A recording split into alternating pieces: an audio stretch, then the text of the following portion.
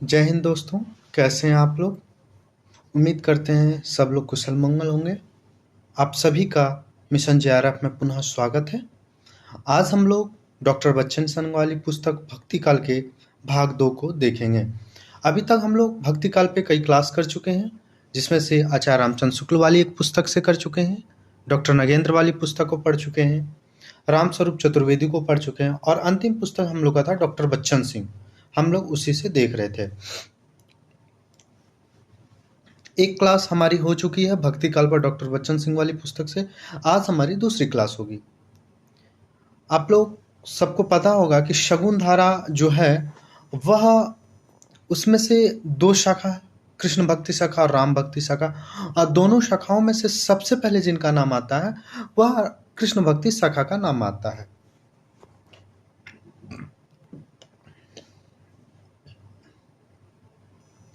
पंचरात्र 5 रात्र सिद्धांत का संबंध ऋग्वेद के पुरुष सूक्त से है। अब देखिए वेदों को लिखने के बाद कई ऐसी छोटी छोटी रचनाएं हो जिसको वेदों को समझने के लिए आसान हो, इसलिए ऋग्वेद के पुरुष सूक्त से है। इसे वैष्णव भक्ति गंगा की गंगोत्री कहा जाता है। देखिएगा एक महत्वपूर्ण बिंदु यहाँ से भी निकल के आ रहा है। क्या आ रहा है कि 5 रात्र सिद्धांत, यानी 5 कोई भी एक सिद्धांत जो 5 रात्र की कुछ घटनाओं को लेकर के एक सिद्धांत दिया गया, 5 रात्र में वो करना रहता है, तो उसे पंचरात्र सिद्धांत कहते हैं। वही 5 रात्र सिद्धांत का संबंध ऋग्वेद के पुरुष सूक्त एक उपनिषद जैसा एक रचना है, पुरुष सूक्त से है। इसे वैष्णव भक्ति गंगा की गंगोत्री कहा जाता है। इसे क्या कहता है? वैष्णव भक्ति गंगा की गंगोत्री कहा जाता है। तमिल देश में अलवार की संख्या 12 है। हमने आपको डॉक्टर नगेंद्र वाली जब पुस्तक पढ़े तो उसमें कहा था कि आप लोग कमेंट करके बताएंगे कि अलवारों की संख्या कितनी थी और नयनारों की संख्या कितनी थी, क्योंकि अलवार और नयनार से ही भक्ति काल का उदय हुआ है। वहीं से भक्ति का सर्वप्रथम सबसे पहले आपको दृश्य देखने मिलेगा, फिर वहां से बढ़ते बढ़ते वहीं से उतर के उत्तर भारत की ओर आया। कैसे आया यह चीज़ हम लोग डॉक्टर नगेंद्र वाली पुस्तक, शुक्ल वाली पुस्तक में हम लोग विस्तार पूर्वक देख चुके हैं। तो तमिल देश में अलवारों की संख्या 12 है। अलवार उसे कहते हैं जिसे भगवान की स्वतः स्फूर्त अनुभूति होती है और वे भाव विभोर होकर ईश्वर का आत्मसमर्पण करते हैं। इनका कहने का तात्पर्य अलवार उसे कहते हैं जो स्वतः, जैसे हम लोग कहते हैं ना कि उसे स्वयं अनुभूति होता हो, भक्ति क्या है इस चीज़ का उसे स्वयं अनुभूति होता हो, और वो भाव विभोर, भक्ति में इतना भाव विभोर सब कुछ भूल करके वह ईश्वर को खुद को आत्मसमर्पित कर देता है। क्यों? ईश्वर को, कि अब जो है अब आप ही हैं, मैं कुछ नहीं, मतलब मैं नहीं रहा, मैं अब हम आप हो गए हैं, तो उसी को आत्मसमर्पण। इसमें वैसी स्थिति जिनकी हो जाती है उसे हम अलवार कहते हैं। अलवारों में सबसे अधिक लोकप्रिय नम्मालवार या सठकोप जाति के शूद्र थे। हमने जैसे कि सठकोप से हम लोगों ने पढ़ा कि सठकोपाचार्य के दूसरी पीढ़ी के बाद कौन हुए थे? तो शंकराचार्य हुए थे। शंकराचार्य के 12वीं पीढ़ी के बाद कौन हुआ था? रामानंद हुए थे। तो वही सठकोप एक जाति है जो कौन सी जाति? वो शूद्र थे, यानी कि मधुर कवि अलवार ब्राह्मण थे किंतु सठकोप के शिष्य थे। एक देखिएगा, एक नाम आ रहा है, देखिए आप लोग से पूछ देगा कि सठकोप जो जाति थे वह क्या थे? शूद्र थे। वह हिंदू धर्म के वर्ण व्यवस्था के अनुसार क्या थे? आपको पूछ देगा, या तो फिर ऑप्शन में दे देगा अलवार की संख्या इतनी कितनी थी, उसमें से एक दे देगा इतना था, फिर आपसे दे देगा कि सठकोप फलना जाति के थे। तो ऐसी चीज़ें आप लोग को बाय ऑप्शन करके बनाया जा सकता। तो आप लोग याद रखिए, सठकोप थे वह शूद्र थे, लेकिन इनके जो शिष्य हुआ करते थे वो ज़्यादातर ब्राह्मण थे। वही कहा कि मधुकर कवि एक नाम आ रहा है, या मधुकर कवि अलवार ब्राह्मण थे। मधुकर कवि अलवार क्या थे? वो ब्राह्मण थे जाति के, किंतु सठकोप के शिष्य थे। अलवारों के 4000 गीत, अलवारों की कुल कितने? 4000 गीत कहाँ संकलित हैं? तो नलियार दिव्य प्रबंधम के नाम से नाथ मुनि के समय संग्रहित हो चुके थे। हमने आपको कहा था कि आप लोग इस चीज़ का विवरण हमें बहुत पहले कहा था, नगेंद्र वाली या शुक्ल वाली पुस्तक पढ़ाते, इसमें हमने आपको कहा था कि आप लोग बताएंगे अलवार और नैनार की एक रचना है जिसका नाथ मुनि ने संपादन किया था या संग्रह किया था, वो उस पुस्तक का नाम आप लोग कमेंट करके बताएंगे। तो बहुत लोगों ने बताया, तो उसके लिए धन्यवाद। जो लोग नहीं बताए थे और जिनको नहीं पता होगा वो आप पता उनको हो गया होगा कि नालियार दिव्य प्रबंधम जो है वो पुस्तक का नाम है। ग्रियर्सन, वेबर, किडनी आदि भक्ति आंदोलन को ईसाइयत की देन मानते हैं।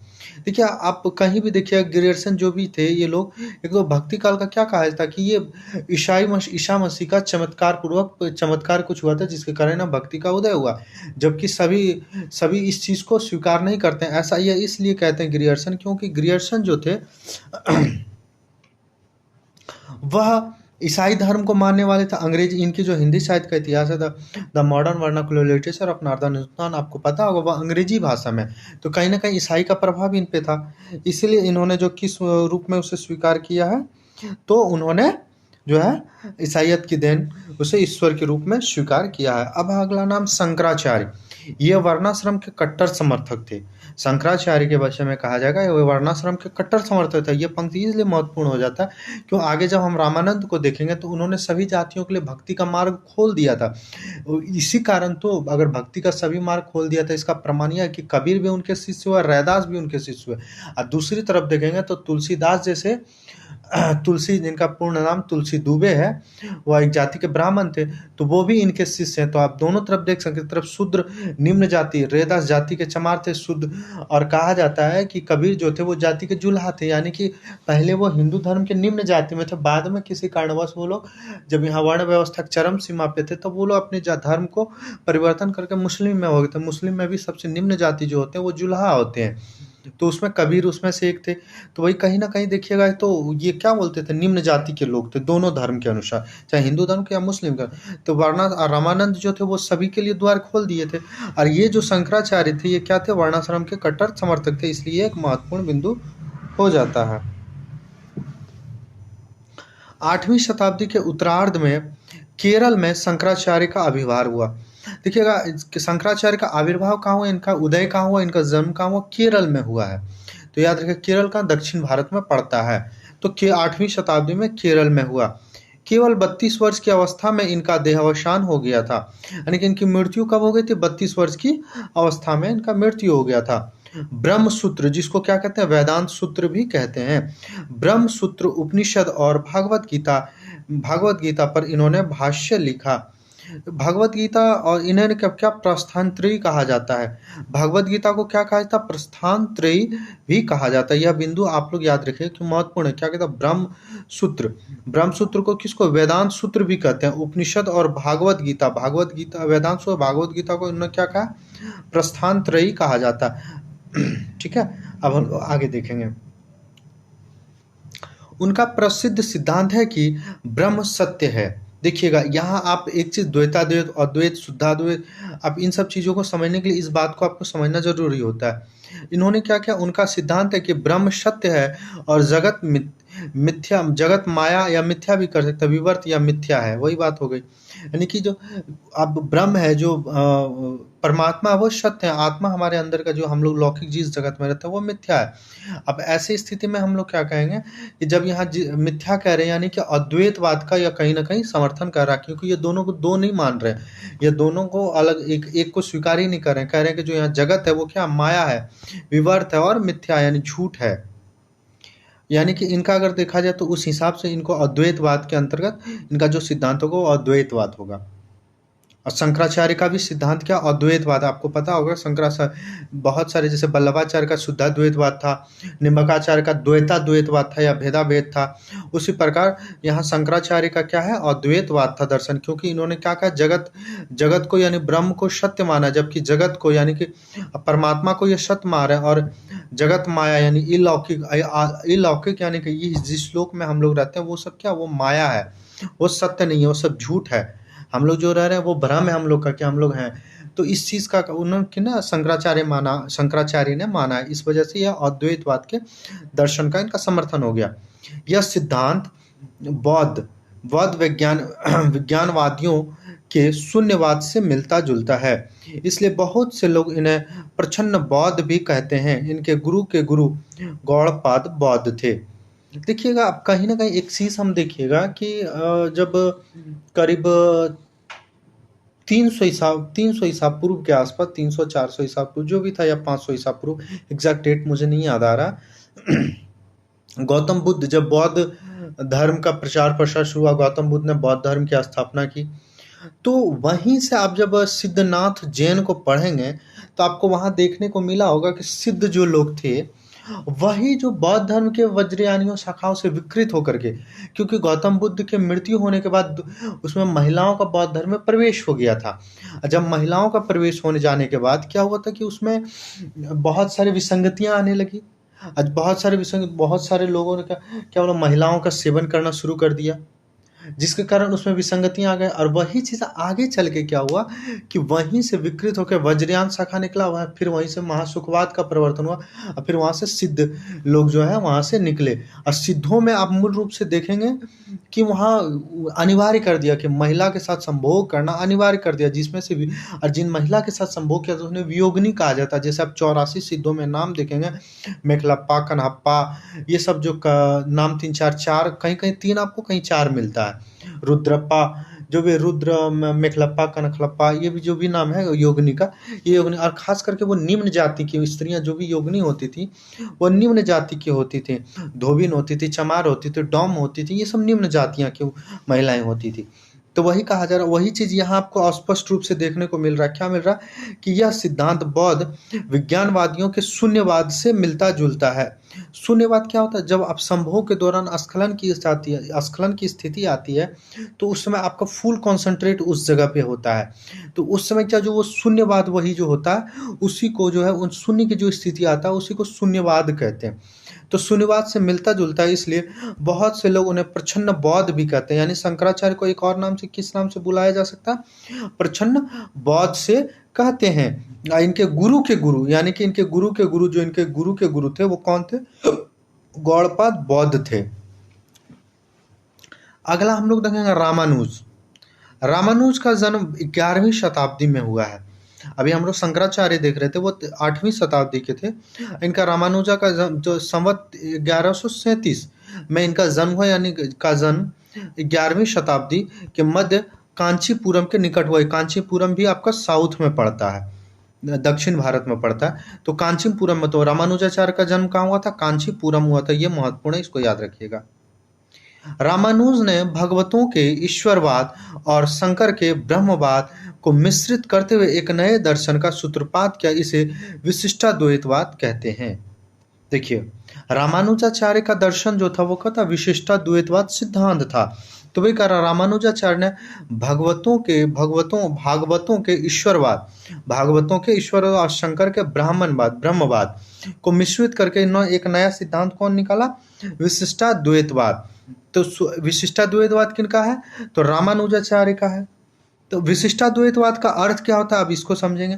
ये दर्शन किसके दर्शन कौन से हैं, इस दर्शन को याद रखिए, क्योंकि यहाँ से अक्सर बार बार प्रश्न पूछे जाते हैं। सिर्फ यही नहीं, अब जब आरपीएससी या एमपीपीसीएस का एग्जाम देंगे, एमपीपीएससी का जब एग्जाम देंगे, एमपी असिस्टेंट प्रोफेसर का, तो वहाँ भी इस चीज़ से प्रश्न पूछने की संभावना बनी रहती है, क्योंकि पाठ्यक्रम के अनुसार ये भी उसमें आ जाता है।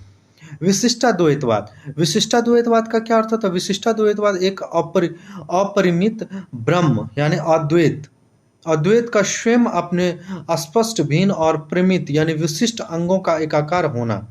देखिए, इनका अर्थ को थोड़ा सा समझिएगा ध्यान से। इनका क्या एक अपरिमित ब्रह्म अर्थात अद्वैत, यानी कि दो नहीं एक, अद्वैत का स्वयं अपने स्पष्ट, भिन्न, मतलब कि उसमें से जो विशेष हो, अंगों का एक परिमित यानी विशिष्ट अंग का जो निर्माण हो, यानी कि अद्वैतवाद से जो एक विशिष्ट अंग का निर्माण होता हो उसी को एकाकार करके होना ही इसे शुद्धाद्वैतवाद, विशिष्टाद्वैतवाद कहते हैं। रामानंद, अब हम लोग इनकी लिखी 17 पुस्तकें बताई जाती है, पर श्री वैष्णव मताब्ज भास्कर, रामार्चना पद्धति और आनंद भाष्य विशेष रूप से उल्लेखनीय। इनकी कौन कौन सी पुस्तक आ गई? 3 महत्वपूर्ण है, श्री वैष्णव मताब्ज भास्कर, रामार्चना पद्धति और आनंद भाष्य। विशेष रूप से उल्लेखित है। वे काशी के पंचगंगा घाट पर निवास करते थे। तो रामानंद कहाँ के थे? वो काशी में एक पंचगंगा घाट है, वहीं पे ये निवास करते थे। दक्षिण भारत से यहाँ आकर राघवानंद इन्हें रामानुज के श्री वैष्णव संप्रदाय में दीक्षित किया। पर रामानदी संप्रदाय का नाम श्री संप्रदाय है और श्री वैष्णव संप्रदाय नहीं। देखिए, एक बात यहाँ बच्चन सिंह बहुत अच्छी बात लिखी, एक चीज आपको स्पष्ट हो जाएगा यहाँ से। सबसे पहला बात कि बहुत लोग कहते हैं कि रामानुजाचार्य के शिष्य थे रामानंद। नहीं, ये बात आप गलत है। बहुत सारे लोगों को ऐसी मान्यता, ये राघवानंद के शिष्य थे और राघवानंद ने इन्हें रामानुजाचार्य के, इसे इसलिए ऐसा कहा था कि रामानुजाचार्य का जो श्री वैष्णव संप्रदाय था उसी में इसको दीक्षित किया था, उसी संप्रदाय में इसे दीक्षित किया गया था। पर रामानंद का जो संप्रदाय था उसका नाम श्री संप्रदाय है, श्री वैष्णव संप्रदाय नहीं। उनका नाम श्री वैष्णव संप्रदाय नहीं है। इस चीज को याद रखिएगा। आप जब बच्चन सिंह वाली पुस्तक देखेंगे तो उसमें 117 पेज नंबर में ये सब सारे टॉपिक आपको महत्वपूर्ण देखने को मिल जाएगा। हजारी प्रसाद द्विवेदी रामानंद को आकाश धर्मा गुरु कहते हैं, जिसकी छाया में हर व्यक्ति के व्यक्तित्व का अपना ढंग का विकास होता है। यह अब बहुत एक महत्वपूर्ण बिंदु आ जाता है कि आकाश धर्मा गुरु किसे कहा गया? तो रामानंद को कहा गया। किन्होंने कहा है? तो हजारी प्रसाद द्विवेदी ने कहा है।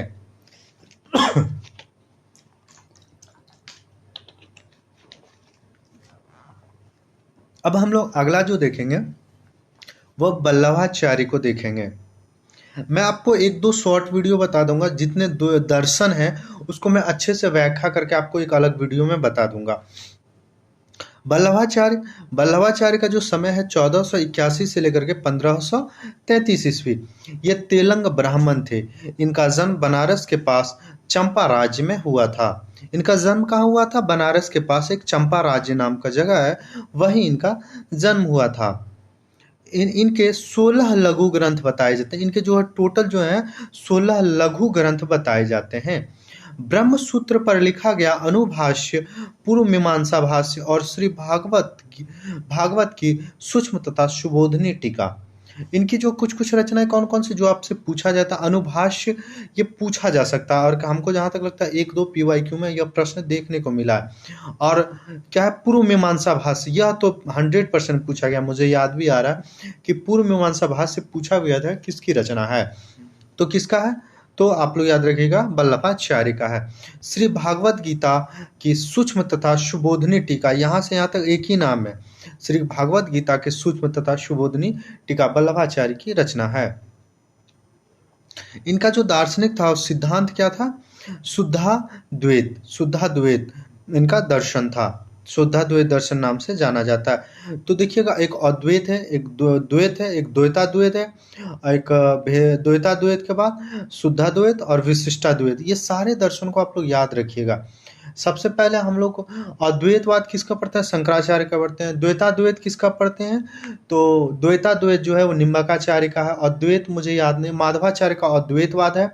और जो विशिष्टाद्वैत किनका है? तो विशिष्टाद्वैत शंकराचार्य का शायद था, देख लीजिएगा। और शुद्धाद्वैत वल्लभाचार्य का है। विशिष्टाद्वैत हम ध्यान से उतर रहा है, एक बार हम लोग देखेंगे विशिष्टाद्वैत किनका है। तो विशिष्टाद्वैत जो है वो रामानुजाचार्य का है। आप लोग का सारे सिद्धांत को आप एक जगह एक कॉपी में लिख लीजिए, क्योंकि यहाँ से प्रश्न बनते ही बनते हैं। अब हम लोग कृष्ण भक्ति शाखा को देखेंगे। कृष्ण भक्ति शाखा में सबसे पहला नाम आता है सूरदास का। सूरदास का समय जो है 1478 से लेकर के 1581 माना गया है। सूर की रचना इतनी प्रगल्भ और काव्यांगपूर्ण है कि आगे होने वाली कवियों की उक्तियां सूर की झूठी मालूम पड़ती है। यह कथन कौन कहते हैं? शुक्ल कहते हैं। क्योंकि इनका जो वात्सल्य वर्णन है, वात्सल्य क्या होता है कि किसी बच्चे को आप देखिए, बच्चा जो जन्म लेता है, जन्म लेने से 5 साल तक वात्सल्यता उसमें रहती तो बहुत बाद तक भी रहती है, लेकिन मूल रूप से 5 साल तक बच्चे में आपको वात्सल्यता देखने ज़्यादा मिलेगा। बच्चे कोई देखिएगा स्वच्छंद होते हैं, उनके हृदय में छल कपट नहीं होते हैं, तो वैसी स्थिति को वात्सल्यता कहते हैं। उनका हंसना, उनका बोलना, वो जब पहली बार कहते हैं पप्पा या मम्मा, या वो कैसे चलते हैं, फिर वो कैसे मिट्टी में खेलते हैं, वो सारी स्थिति एक बच्चे बच्चे देखिए, इनका जो एक सूरदास का वो पंक्ति आ रहा है, घुटरू घू रेणु चली आवत, यानी कि वो घिसट घिसट के जो चलते हैं पैर के बल, हाथ के बल, तो उसी पे लिखा घुटरू घू रेणु। कैसे उनकी जो बारीकी से वर्णन किए हैं सूरदास, तो इस चीज को कहा जाता है। इसलिए इनका जो सूरदास था, सूरदास का कृष्ण के साथ सखा संबंध था, इसी वजह से कहा जाता है। अब बहुत सारे लोग इनके ऊपर ये भी सवाल उठाते हैं कि ये अंधा नहीं थे, क्योंकि कोई भी अंधा व्यक्ति और इतनी सूक्ष्मता वर्णन, वात्सल्यता का, बच्चा का हर एक अवस्था का इतने बारीकी से वर्णन बिना कोई देखे नहीं कहा जा सकता है। इनके विषय में आप पढ़िएगा तो बहुत सारे लोग कहते हैं कि यह पहले एक बार कृष्ण कुआं में गिर गए थे। कुआं में गिरने के बाद क्या हुआ था कि यह कहे थे कि मैं एक बार कृष्ण के दर्शन कर लूं और फिर मैं पुनः अंधा भी हो जाऊं तो मुझे कोई दिक्कत नहीं है। तो यह पुनः फिर कृष्ण इनको दर्शन दिए थे और पुनः अंधा हो गए थे।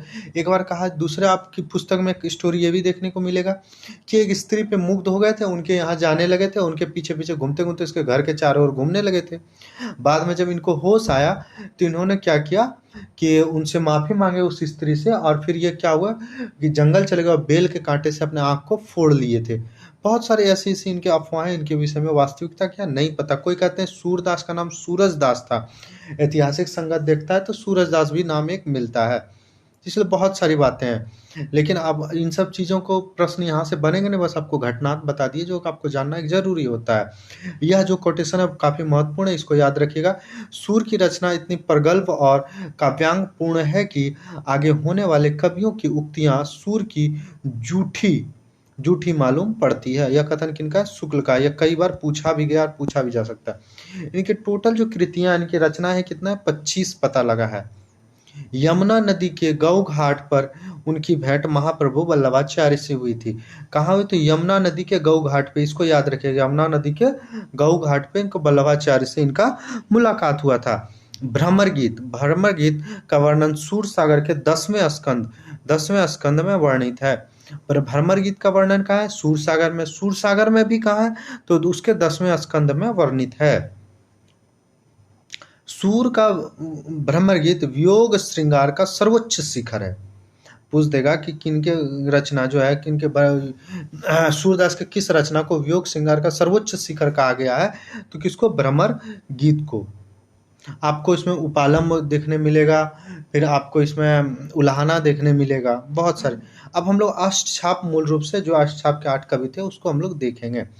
वल्लभाचार्य के शिष्य की जीवनी 84 वैष्णवन की वार्ता में मिलती है। वल्लभाचार्य के शिष्यों का जीवन का वर्णन कहाँ, जीवन चरित्र कहाँ मिलता है?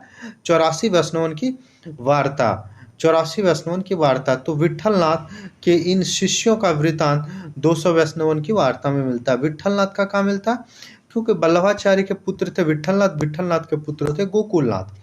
तो विट्ठलनाथ के, वल्लभाचार्य के, क्योंकि अष्टछाप के जो 8 कवि थे उसमें 4 कवि वल्लभाचार्य के थे और 4 कवि विट्ठलनाथ के थे। तो इसमें से विट्ठलनाथ, वल्लभाचार्य के जो शिष्य थे उनके जीवन चरित्र कहाँ मिलते हैं? 84 वैष्णवन की वार्ता। और विट्ठलनाथ के शिष्यों का वर्णन कहाँ? 252 वैष्णवन की वार्ता में मिलता है। पहला नाम है परमानंद, परमानंद नंद सूर गोविंद चित्त चतुर्भुज नंद। परमानंद नंद परमानंद नंद कृष्ण गोविंद, परमानंद नंद कृष्ण गोविंद, ठीक है, याद रखिएगा इसको, परमानंद नंद कृष्ण गोविंद। चतुर्भुज नंद चित्त स्वामी उधर जो है अगला है। इसको क्रम में भी आप लोग याद रखिए, क्योंकि क्रम में भी पूछा जाता है। उनके वेदों का संग्रह परमानंद सागर है। इनके पदों, वेदों नहीं है, पदों, उनके परमानंद के पदों का संग्रह कहाँ है? परमानंद सागर में है। पदों के चरण सधे हुए तथा भाषा सुसंस्कृत निष्ठ है। इनके जो पद हैं वो सारे क्या, वो सधे हुए हैं और भाषा इनका कैसा है? संस्कृत निष्ठ है। नंददास एक महत्वपूर्ण है। इनका जन्म अष्टछाप के सभी कवियों का अच्छे से इनकी रचनाओं को देखिएगा, क्योंकि यह परीक्षा दृष्टिकोण से काफी महत्वपूर्ण हो जाते हैं। इसमें रास पंचाध्यायी पूछा भी गया है। रास पंचाध्यायी इनकी एक रचना है नंददास के, और एक भ्रमर गीत। देखिए भ्रमर गीत कई लोगों ने लिखा, लेकिन सबसे ज्यादा प्रसिद्धि भ्रमर गीत जिसको मिला वो सूरदास थे। तो क्या हुआ, ये नाम है यहाँ भ्रमर गीत और रास पंचाध्यायी। PYQ में पूछा भी गया है। रसमंजरी रसमंजरी नायक नायिका भेद ग्रंथ है। रसमंजरी कैसा है? नायक और नायिका का एक भेद ग्रंथ है। रसमंजरी भी याद रखिएगा। शूर सागर का ब्रह्म गीत मुक्तक काव्य है और नंददास का प्रबंधात्मक। क्या कहा गया कि सूरदास को जो काव्य है वो एक मुक्तक काव्य है, भ्रमर गीत। इस दोनों में से अगर अंतर पूछ दिया जाए तो आप लोग याद रखिएगा, सूरदास का जो भ्रमर गीत है वो कैसा मुक्तक काव्य है, और नंददास का जो है वो प्रबंधात्मक काव्य। पूछ देगा कि दोनों में अंतर क्या है, दोनों ने अगर लिखा है भ्रमर गीत तो दोनों में से अंतर क्या है, इस बात को आप लोग याद रखिएगा। सूर में लोक का रंग है, सूर में क्या लोक का रंग है, और नंद में शास्त्र का। सूर की भाषा ठेठ ब्रजी है। सूर की भाषा क्या? ठेठ ब्रज भाषा, जबकि नंद का भाषा संस्कृत निष्ठ ब्रजी है। यानी कि एक सूर में ठेठ ब्रजी और नंद में संस्कृत निष्ठ ब्रजी। शब्दों के प्रति सजग होने के कारण उन्हें जड़िया कहा जाता है। नंददास को कौन सा कवि कहा गया? जड़िया कवि भी कहा जाता है। इस चीज को याद रखिएगा। कृष्णदास का कोई विशेष रचना मुझे नहीं मिला, उनके कोई विशेष बिंदु यहाँ नहीं मिला। कृष्णदास को हम लोग ऑलरेडी बहुत सारे पुस्तकों में देख चुके हैं, जैसे नगेंद्र शुक्ल बच्चन, और नगेंद्र शुक्ल बच्चन में तो नहीं है, रामस्वरूप चतुर्वेदी, इनमें कृष्णदास के विषय हम लोग देख चुके हैं वहाँ। अब हम लोग गोविंद स्वामी को देखें। गोविंद स्वामी, उनके पद गोविंद स्वामी के पद के नाम से संग्रहित है। छित स्वामी के पद, जो छित स्वामी गोविंद चतुर्भुज नंद छित स्वामी के पद कहाँ? पदावली में संग्रहित है। अब एक हित हरिवंश है, हित हरिवंश का समय कब है? तो 1502 से लेकर के 1552 ईस्वी। स्फुट पदावली हित 84, इनकी दो रचनाएं हित हरिवंश की। कौन कौन सा? हित 84 और स्फुट पदावली। इसमें राधा कृष्ण के अनन्य प्रेम और नित्य विहार रास आदि का वर्णन है। ध्रुवदास इनके शिष्य थे। पूछ देगा ध्रुवदास के गुरु कौन थे? तो हित हरिवंश थे, और हित हरिवंश के शिष्य कौन थे? तो ध्रुवदास उनके शिष्य थे। स्वामी हरिदास अब हम लोग देखेंगे। स्वामी हरिदास की जो संप्रदाय है वो कौन? हरिदास संप्रदाय का। हरिदास संप्रदाय को सखी संप्रदाय कहते हैं, यानी हरिदास के संप्रदाय का ही अन्य नाम क्या है? सखी संप्रदाय है। बहुत सारे किताबों में देखिएगा ऑब्लिक करके ऐसे करके दिया हुआ रहता है। तो हरिदास संप्रदाय का अन्य नाम क्या है? सखी संप्रदाय है। इसको आप लोग याद रखिएगा। इसमें राधा कृष्ण की निकुंज केली सखी भाव से उपासना की जाती है। कैसी उपासना की जाती है? तो निकुंज केली सखी भाव से इसमें उपासना की जाती है। हरिदास अपने समय के प्रख्यात संगीतज्ञ थे। पूछ देगा अष्टछाप के कवियों में से कौन कवि को एक अच्छे संगीतज्ञ की संज्ञा दी हुई है? तो किसको? स्वामी हरिदास को एक संगीतज्ञ की उपाधि भी दी हुई है। किन्होंने माना है? तो आप बच्चन सिंह वाली पुस्तक में ये दिया हुआ है। तानसेन इन्हें अपना गुरुवत मानते थे। पूछ देगा अष्टछाप के कवियों में से किस कवि को तानसेन अपना गुरुवत मानते थे? तो गुरुवत किसको? स्वामी हरिदास को मानते थे। सिद्धांत के पद और केलीमाला पूछा गया। सिद्धांत के पद, ये दो रचनाएं किनकी है? स्वामी हरिदास के हैं। मीराबाई का जन्म मेड़ता के निकट कुड़की गांव में राठौर वंश के मेड़तिया शाखा में हुआ था। राव दादू इस शाखा के प्रवर्तक थे। राव दादू जो इनके दादा थे वह इस शाखा के प्रवर्तक थे। मीरा दादू के पुत्र और राव रतन सिंह की पुत्री थी। मीरा दादू के पुत्र, मीरा यानी मीरा के दादा का नाम क्या था? दादू, राव दादू था। और इनके मीराबाई के पिता का नाम क्या था? राव रतन सिंह इनके पिता का नाम था। दादू थे यानी मीरा के जो दादाजी थे वो वैष्णव संप्रदाय के थे। इनका विवाह राणा सांगा के ज्येष्ठ पुत्र कौन है? भोजराज से विवाह हुआ था। विवाह के 7वें वर्ष बाद भोजराज की मृत्यु हो गई थी। युद्ध में ये मारे गए थे। मीरा की 11 रचनाएं बताई जाती है। मीरा की कुल कितने रचनाएं बताई जाती है? 11 रचनाएं बताई जाती है। इस बात को भी याद रखिएगा कि जिनके साथ विवाह हुआ था सांगा के ज्येष्ठ पुत्र भोजराज, उनके कितने वर्षों के बाद मृत्यु हो गई थी? तो 7 वर्षों के बाद मृत्यु हो गई थी। गीत गोविंद की टीका। जो है गीत गोविंद की टीका, इनकी जो है रचनाएं हैं। 11 रचनाएं कौन कौन से? पहला गीत गोविंद की टीका, नरसिजी का मायरा, राग सोरठ का पद, मलार राग, राग गोविंद, सत्यभामानुरूशन, मीरा की गर्वी और रुक्मणी मंगल, नरसिंह मेहता की हुंडी, चरित्र और प्रस्फुट पद, ये इनकी जो है प्रमुख मूल से रचना है। उनके स्फुट पद मीराबाई की पदावली के नाम से प्रकाशित हुई है। मीरावली की पदावली के नाम से जो है इनका प्रकाशित हुई है। अब हम लोग रसखान को देखेंगे। रसखान इंपॉर्टेंट है। सैयद इब्राहिम इनका वास्तविक नाम था। यह पॉइंट बिंदु महत्वपूर्ण है कि रसखान का मूल नाम या वास्तविक नाम क्या था। तो सैयद इब्राहिम इनका मूल नाम था। देखिएगा, बहुत सारे ऐसे कवि हो रहे हैं जिनके विषय में कुछ विशेष नहीं मिल रहा। इसका यह तात्पर्य नहीं कि उस कवि में विशेष नहीं था। उस कवि के विषय में हम लोग अन्य पुस्तकों में जो दी हुई थी उस सारे विशेष बिंदुओं को हम लोग देख चुके हैं। क्या अगला एक भारतेंदु का एक महत्वपूर्ण कोटेशन, क्या, इन मुसलमान हरिजन पे पर कोटिन हिंदू को वारिये। क्या कहा गया है? यह जो है रसखान के विषय में भारतेंदु जी क्या कहें कि इन मुसलमान हरिजन पर कोटिन हिंदू वारिये। इसलिए ऐसा कहे तो रसखान मुसलमान होते हुए भी हिंदुओं के लिए इतनी अच्छी अच्छी पुस्तकों की रचना और काम किए हैं जिससे प्रसिद्ध होकर के भारतेंदु ने यह बात कहा है। तो ये कोटेशन को आप याद रखिएगा, इन मुसलमान हरिजन पर कोटिन हिंदू मारिये। किनका यह कथन है? तो भारतेंदु का है। इनके गुरु कौन थे? तो विठलनाथ इनके गुरु थे। इनका जन्म कहाँ हुआ था? पिहानी, जो हरदोई में पड़ता है, हरदोई के पिहानी नामक गांव में हुआ था। प्रेम वाटिका की रचना संवत 1671 ईस्वी में हुई थी। प्रेम वाटिका याद रखिएगा इनकी रचना है। प्रकाशन वर्ष भी याद रखिएगा क्योंकि क्रम में सजाने के लिए यहाँ से पूछ दिया जाता है। संवत 1671 में हुई थी। सुजान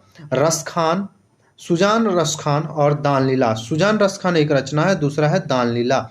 रचना इनकी थोड़ा याद रखिएगा क्योंकि प्रश्न यहाँ से बन जाते हैं। ब्रज की धरती, पशु पक्षी, वन बाग आदि के प्रति रसखान जैसा प्रेम सूर्य के अतिरिक्त किसी और में नहीं मिलता है। अब अगला है राम भक्ति शाखा। राम भक्ति शाखा राजा कुलशेखर के ग्रंथ पेरुमल तिरुमल्ली में कौशल्या के लौरी गाने और दशरथ विलाप के प्रसंग का अत्यंत मार्मिक है। क्या कहा गया कि राजा कुलशेखर ग्रंथ, यह जो ग्रंथ है उन्हीं के विषय में कहा गया। राजा कुलशेखर ग्रंथ पेरुमल तिरुमोली में कौशल्या के लोरी गाने और दशरथ विलाप के प्रसंग का अत्यंत मार्मिक चित्रण हुआ। किसमें? तो राजा कुलशेखर ग्रंथ में। पहला किसमें कवि है? विष्णुदास। रामायण कथा, राम कथा संबंधित यह हिंदी का पहला प्रबंध काव्य है। जिनका रचना काल कब है? 1442। विष्णुदास की जो रामायण कथा या जो पुस्तक है इसमें राम कथा, राम के विषय में वर्णन किया गया है और यह क्या हिंदी का पहला इसे प्रबंध काव्य माना गया है। इसलिए यह एक महत्वपूर्ण बिंदु हो जाता। पूछ देगा हिंदी का पहला प्रबंध काव्य किसे माना गया है? तो रामायण कथा को माना गया। किसकी रचना? वो विष्णुदास की रचना है। ईश्वरदास, ये सिकंदर लोदी के समकालीन थे। सत्यवती कथा समय है 1501 और पद्मावती का 1540। तो सत्यवती कथा 1501 और स्वर्गारोहिणी कथा एक दर्शी कथा। इनकी दो रचनाएं, स्वर्गारोहिणी कथा और एक दर्शी कथा। राम काव्य से संबंधित उनकी 3 कृतियां हैं, राम जन्म, भरत विलाप और अंगद पेज। यह 3 रचनाएं किनकी है? तो ईश्वरदास की है। अब हम लोग चलेंगे तुलसीदास। तुलसीदास का समय कब से कब तक है? 1537 से लेकर के 1623 ईस्वी तक। इनका जन्म अभुक्त मूल में हुआ था। कब हुआ? तो अभुक्त मूल में हुआ था। दीनबंधु रघुनाथ की कृपा से वे तुलसी से तुलसीदास हो गए। पूछा जाएगा किनकी कृपा से यह तुलसी से तुलसीदास हो गए थे? तो दीनबंधु रघुनाथ की कृपा से यह तुलसी से तुलसीदास हो गए थे।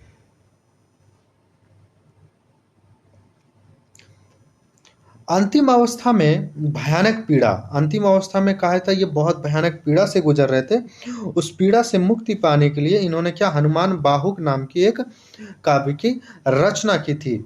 और कहा जाता है हनुमान बाहुक जो इसी भयानक पीड़ा का ही एक दस्तावेज है। पूछ देगा इनकी जो अंतिम अवस्था में इन्होंने किस पुस्तक की रचना की थी, तो याद रखिएगा हनुमान बाहुक नामक पुस्तक की रचना की थी, और वो उस पीड़ा से मुक्ति पाने के लिए हनुमान बाहुक नामक रचना की थी।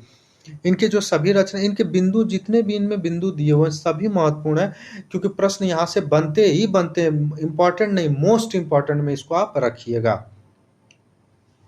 तो वैराग्य संदीपनी, रामाज्ञा प्रश्न, राम लल्ला नहछू, जानकी मंगल, रामचरितमानस, पार्वती मंगल, कृष्ण गीतावली, गीतावली, विनय पत्रिका, दोहावली, वैराग्य रामायण, कवितावली और हनुमान बाहुक। यह सभी जो रचना है इनके काफी महत्वपूर्ण है, और इनके विषय वस्तु भी अगर आपको अन्य पुस्तक में हम लोग जब पढ़ रहे थे तो वहां देखने को मिला था, विषय वस्तु भी इसका याद रखिएगा, क्योंकि आप PYQ जब देखेंगे तो आपको यहाँ से काफी प्रश्न देखने को मिलेगा। मानस का उत्तरकांड, मानस का 7वां सोपान है।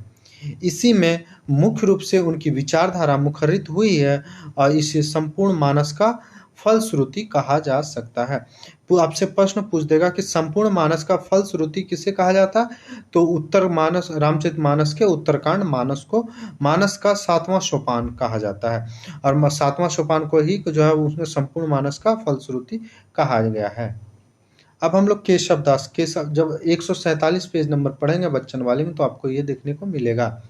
केशव दास का समय 1535 से लेकर के 1617 में समय इनका जो है, कब है 1535 से लेकर 16, इसको याद रखिएगा। केशव, बिहारी, ये सब जो भी मुख्य, तुलसी, इनका जन्म वर्ष भी याद रखिएगा, क्योंकि क्रम में सजाने के लिए अक्सर दे दिए जाते हैं।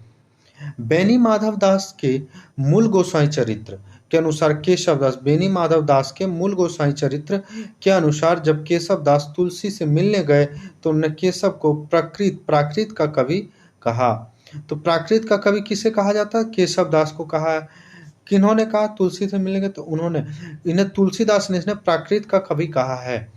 तो याद रखिए प्राकृत का कवि कौन है, केशव दास है, क्योंकि यह इनको तुलसीदास यह बात कह के संबोधित किए, तो यह एक महत्वपूर्ण हो जाता है।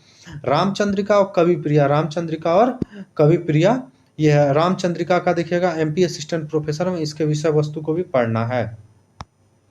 नाभादास रसिक संप्रदाय कृष्ण भक्ति शाखा के सखी संप्रदाय का जुड़वा भाई है।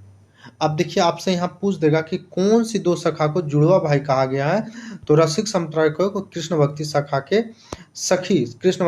के सखी संप्रदाय का जुड़वा भाई है। यानी कि रसिक संप्रदाय और सखी संप्रदाय दोनों को एक दूसरे का जुड़वा भाई बताया गया है। भक्तमाल, जिनका समय है संवत 1642, इसको याद रखिएगा। भक्तमाल की जो प्रकाशन वर्ष है इसको याद रखिएगा, क्योंकि यह भी कई बार पूछा गया है। भक्तमाल का समय कब है, संवत 1642 है। इनमें 200 भक्तों का चरित्र चित्रण है। प्रियादास इसकी टीका लिखे हैं। प्रियादास जो है क्या, नाभादास के जो भक्तमाल, उसके नाभादास भक्तमाल की टीका किन्होंने लिखा है, तो प्रियादास ने लिखा है। अब हम लोग संप्रदाय देखेंगे। पहला है रसिक संप्रदाय। रसिक संप्रदाय में सबसे पहले नाम आता अग्रदास का। अग्रदास रसिक संप्रदाय के आचार्य संस्थापक थे। तो रसिक संप्रदाय के संस्थापक कौन थे, अग्रदास। अग्रदास का जन्म कहाँ हुआ, राजस्थान में हुआ। अग्रदास स्वामी रामानंद के शिष्य परंपरा की चौथी पीढ़ी में हुए। अब पूछा जाएगा अग्रदास रामानंद के कितने पीढ़ी के बाद जो शिष्य हुए, तो यह चौथी पीढ़ी के बाद शिष्य हुए। जैसे रामानंद स्वयं शंकराचार्य के 12वां पीढ़ी के बाद जो कौन शिष्य हुए थे, रामानंद, वैसे ही रामानंद के चौथी पीढ़ी के बाद कौन हुए थे, अग्रदास हुए थे। और कहा जाता कि रामानंद, अनंतानंद और श्री कृष्णदास पेहरी और फिर अग्रदास। रामानंद के शिष्य कौन हुए, अनंतानंद दास हुए, अनंतानंद दास के शिष्य कौन हुए, कृष्णदास पेहरी हुए, और कृष्णदास पेहरी के शिष्य कौन हुए, अग्रदास हुए। तो पहला पीढ़ी, दूसरा पीढ़ी, और ये पहला रामानंद पहला हो गया, अनंतानंद दूसरा, कृष्णदास पेहरी तीसरा, अग्रदास चौथा पीढ़ी हो गए। पेहरी का नाम क्या था, कृष्णदास। जो पेहरी थे उन्हें गलता में गद्दी स्वामी की स्थापना, यानी कि इसमें कुल रूप से कहना है कि पेहरी जो गलता कहाँ, राजस्थान में पड़ता है, और पेहरी ने ही गलता नामक स्थान पर रामानंद के गद्दी को स्थापित किया, जिसे उत्तर भारत का तोत्रादि कहा गया है। युगल प्रियाजी अगरदास ने सीता की प्रिय सखी चंद्रकला का अवतार कहते हैं। युगल प्रियाजी को आलोचक कवि हैं। युगल प्रियाजी यानी कि अगरदास को सीता के प्रिय सखी चंद्रकला का अवतार कहते हैं। कहा जाता है कि सीता की एक सखी थी चंद्रकला, उन्हीं का अवतार किनको कहा गया? अगरदास को कहा गया। किन्होंने कहा? युगल प्रियाजी ने कहा है। अपने संप्रदाय यानी कि रसिक संप्रदाय में इन्हें अग्र अली कहा जाता है। यानी कि ध्रुवदास को एक और नाम क्या कहा गया है? तो अग्र अली कहा गया है। नाभादास ने इन्हें बाग बगीचों का प्रेमी कहा है। नाभादास ने इन्हें क्या कहा है? बाग बगीचों का प्रेमी कहा है। ध्यान मंजरी, पदावली और कुंडलियां, हितोपदेश, उपरावना, बावनी और अष्टयाम, इनकी जो ये सब मुख्य रचनाएं हैं, इन रचनाओं को याद रखिएगा। जैसे कि ध्यान मंजरी यह पूछा गया, कुंडलियां, हितोपदेश यह भी रचनाएं पूछा गया, अष्टयाम यह भी रचनाएं महत्वपूर्ण यह भी पूछा गया है। ध्यान मंजरी रसिकोपासना का सिद्धांत ग्रंथ है। ध्यान मंजरी क्या? रसिकोपासना का सिद्धांत ग्रंथ है। पदावली में सीताराम के दाम्पत्य विहार का वर्णन है। पदावली में क्या है? जो इनके पदावली रचना है ध्रुवदास का, उसमें दाम्पत्य जीवन, राम और रावण का जो पति पत्नी का जीवन था, उसमें दाम्पत्य जीवन का जो विहार किया था, उन्होंने जहाँ घूमा फिरा उसका सारा वर्णन इसमें किया हुआ है। अन्य कवि और अन्य प्रवृत्तियां, एक नाम है तो गंगदास, गंगदास ने सिर्फ गंग। चंद छंद वर्णन की महिमा, यह इनकी जो रचना है काफी महत्वपूर्ण, कई बार पूछा गया। चंद छंद वर्णन की महिमा किनका? गंग कवि का। अब हम लोग देखेंगे रहीम दास। एक मिनट रुकेंगे, लगभग क्लास खत्म हो चुकी है, हम लोग एक बार इसको खत्म ही आज कर लेंगे। नाम क्या आता है? रहीम दास। रहीमदास क्या थे? अकबर के दरबार के एक अत्यंत सम्मानित सदस्य थे। उन्हें दरबारी नहीं थे, यह जो थे दरबारी नहीं थे, लेकिन वो अकबर के दरबार के एक सम्मानित सदस्य थे। कौन? रहीम, जिनका समय कब है? 1556 से लेकर के 1627। यह रहीम अपने आप में महत्वपूर्ण है। इनके सारी रचनाओं को याद रखिएगा, क्योंकि यहाँ से प्रश्न बनते हैं, यानी कि सभी बिंदुओं को आपको ध्यान में रखना है। वे अकबर के अभिभावक बेरम खां के पुत्र थे। अकबर के जो अभिभावक के रूप में जो थे, उनके यह बेरम खां के पुत्र थे। अभिभावक के रूप में कौन थे? बेरम खां, उन्हीं के ये पुत्र थे। उनका जन्म 17 दिसंबर 1556 में लाहौर में हुआ था। रहीम का जन्म कहाँ हुआ था? 17 दिसंबर 1556 में कहाँ हुआ था? लाहौर में हुआ था, जो अब पंजाब वाला लाहौर पाकिस्तान में पड़ता है। सन 1627 में 72वें वर्ष की अवस्था में इनकी मृत्यु हो गई थी। मृत्यु उनकी कब हुई थी? 1627 में। तुर्की भाषा में लिखित बाबरनामा का फारसी अनुवाद किया था। यह पंक्ति महत्वपूर्ण है, इसको याद रखिएगा, क्योंकि यहाँ से प्रश्न बनने की 100%, 101% संभावना है कि तुर्की भाषा में जो लिखित बाबरनामा है, उनका फारसी में अनुवाद किसने किया था? तो रहीम ने किया था। दोहावली, नगर सुबह, बरवे नायिका भेद। बरवे नायिका भेद कहा जाता है कि इन्हीं को देख करके तुलसीदास ने एक पुस्तक की रचना की थी। कौन सी पुस्तक? आप लोग कमेंट में बताएंगे। बरवे नायिका भेद, ये तुलसी के, रहीम जो थे तुलसी के बहुत अच्छे मित्र थे। तो दोहावली, नगर शोभा, ये सब जितनी भी रचना इसके महत्वपूर्ण है, इसको याद रखिएगा। बरवे नायिका भेद और बरवे और सिंगार सोठा इनकी हिंदी रचना है। इनकी क्या? बरवे और सिंगार के सोठा इनकी क्या? हिंदी रचना है। मदनाष्टक संस्कृत मिश्रित खड़ी बोली में लिखा गया। मदनाष्टक इनकी रचना महत्वपूर्ण है, वो संस्कृत मिश्रित खड़ी बोली में लिखा गया है। रहीम का हृदय द्रवीभूत होने के लिए कल्पना की उड़ान की अपेक्षा नहीं रखता था। वह संसार के सच्चे और प्रत्यक्ष व्यवहारों में भी द्रवीभूत होने के लिए पर्याप्त स्वरूप पा जाता था। यह कथन किनका? शुक्ल का है। इस चीज को, शुक्ल के कथन को काफी इंपॉर्टेंट आप रखिएगा VVI में हमेशा, क्योंकि प्रश्न वहां से बनते हैं। रहीम का हृदय द्रवीभूत होने के लिए कल्पना की उड़ान की अपेक्षा नहीं रखता था। वह संसार के सच्चे और प्रत्यक्ष व्यवहारों में भी द्रवीभूत होने के लिए पर्याप्त स्वरूप पा जाता था। यह क्या किनका कथन है? शुक्ल का है। अब लोग बनारसी दास देखेंगे। बनारसी दास इसलिए हो जाता है उनके अर्ध कथानक जो आत्मकथा, वो हिंदी जगत का सबसे पहला आत्मकथा है। इनका जन्म कहाँ हुआ था? जौनपुर में सन 1586 ईस्वी, अर्थात संवत में देखेंगे 1643 संवत में हुआ था। इनके पिता का नाम खड़गसेन था। इनके पिता का नाम क्या था? खड़गसेन। वे जौनपुर के जोहरी थे। जौनपुर के क्या थे? जोहरी थे। जौनपुर के दक्षिण पूर्व का खड़गसेनपुर गांव इन्हीं का बसाया हुआ है। जौनपुर के दक्षिण पूर्व में क्या गांव का नाम है? खड़गसेनपुर। और इन्हीं का जो है इनके पिता के द्वारा बसाया गया है। इनकी मृत्यु कब हुई थी? तो मृत्यु 1643 ईस्वी में हुई थी। अर्ध कथानक का समय कब है? इसको याद रखिएगा, 1698 सम्मत में देखेंगे तो 1698, ईस्वी में देखेंगे तो 1641। कर्म प्रकृति, इनकी एक और रचना है कर्म प्रकृति विधान 1643। नाममाला भी याद रखिएगा, पूछा जाता है। नाटक समयसार और बनारसी विलास, जिन रहस्य शास्त्र और ज्ञान बावनी। अर्थ कथानक हिंदी की पहली आत्मकथा, यह पंक्ति महत्वपूर्ण, इसको याद रखिएगा। और इसमें 55 वर्ष की अवस्था का वर्णन किया गया है। यह जब 55 वर्ष के थे उसी में लिखे थे, तो यह कह सकते हैं कि 55 वर्ष की अवस्था तक इसमें वर्णन मिलता है। तो अर्थ कथानक हिंदी की पहली आत्मकथा है। सेनापति, केशव की भांति सेनापति भी भक्ति काल और रीति काल से संधि रेखा पर स्थित कवि है। पूछ देगा भक्ति काल और रीति काल के संधि कवि किसे कहा गया? जैसे बाल मुकुंद गुप्त में भारतेंदु और द्विवेदी युग के बीच का एक कड़ी है, वैसे ही सेनापति जो है वो रीति काल और भक्ति काल के बीच का संधि रेखा है। नरोत्तम दास की मात्र एक रचना सुदामा चरित, जो लोकप्रिय खंड काव्य है। अब हम लोग रीति काव्य देखेंगे। रीति कवि, एक सेकेंड, हाँ रीति कवि, इसमें कुछ रीति कवि का नाम दिया जो भक्ति काल में है, लेकिन वो रीति कवि, जैसे कृपाराम का नाम आता है। हितरंगिनी इनकी रचना है, जिनका समय का संवत 1598, अगर ईस्वी में देखेंगे तो 1541। मोहम्मद अकबर ने अपने ग्रंथ दी पंजाब अंडर दी मुगल्स में इन्हें पंजाबी बताया है। मोहम्मद अकबर की एक रचना है, वो कौन सी रचना? दी पंजाब अंडर दी मुगल्स में इन्हें कौन से क्या बताया? इनमें पंजाबी इन्हें बताया गया है, कृपाराम को। केशव दास रीतिकाल के प्रमुख कवि हैं, क्योंकि केशव दास को रीतिकाल का प्रथम कवि आचार्य रामचंद्र शुक्ल ने माना है। रामचंद्रिका एक प्रबंध काव्य है। रसिक प्रिया इनकी जो रचना 1591। कवि प्रिया 1601।